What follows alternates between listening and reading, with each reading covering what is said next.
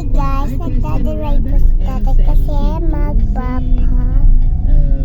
magpapaano siya ng ice. Magpapashake kasi may ano siya. Yeah, thank you very much to all of you. I appreciate all your send messages. Alright. Yeah. One more song. And finally, I'm done. Okay. Ano po siya, nagdadiray po siya. Tingnan niyo po yan po.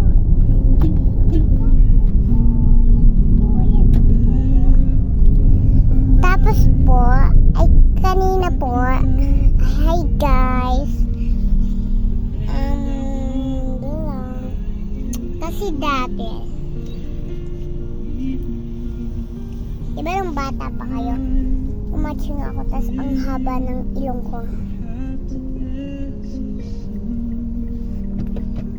Ang haba ng sipon ko, tapos sabi mo, magpapalit na ng mata. Tingnan natin si Mimi. Magpapacheck up din siyang mata.